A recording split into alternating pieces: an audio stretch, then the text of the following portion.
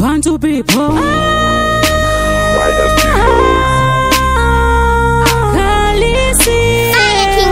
Nzakuona chete ndinobila faini rudo rwako kunaka mapaini nzaka zangu ini na saina uya mutuzeka miyuwe nikulaile chitogara nini umudi wangu Bauri zaona future wakanireba kanipenzangu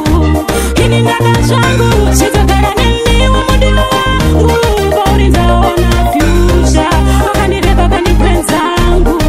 ini ndaka zangu kana ndinewe mudiwa wangu iwewe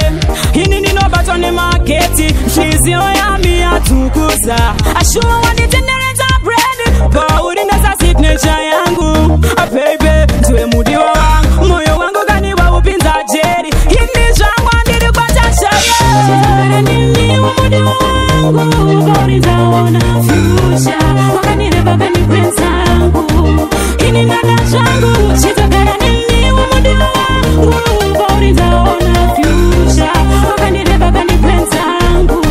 ini ndaka zangu kana ndakutarisa ndona hevi ndakasiya bese 11 sova makoti kama wako manginawe niyachabula iwe nenitiri hata mnayeva wandihidza kuti nikusalute shakalaka minzi nepepa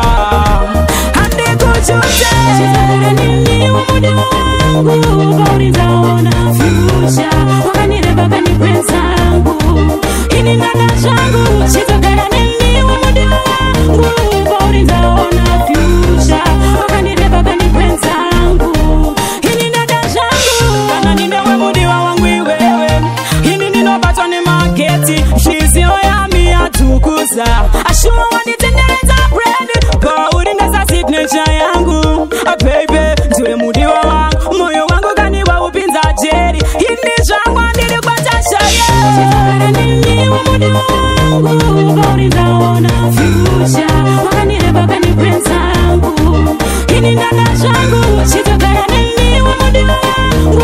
Bauri zaona future wakanireba kanipenzangu ini ndaka zangu kana ndakutarisa ndona hevi ndakasiya bese 11 sova makoti kama wako manginawe niyachabula iwe nenitiri hata mnayeva wandihidza kuti ndikusalute shakalaka minzi nepepa handikuchute chitogara nini umudi wangu Bauri zaona future wakanireba kanipenzangu ini ndaka zangu chitogara nini umudi wangu Bauri zaona future wakanireba kanipenzangu ini ndaka zangu nini umudi wangu Bauri zaona future wakanireba kanipenzangu ini ndaka zangu chitogara nini umudi wangu Bauri zaona future wakanireba kanipenzangu ini ndaka zangu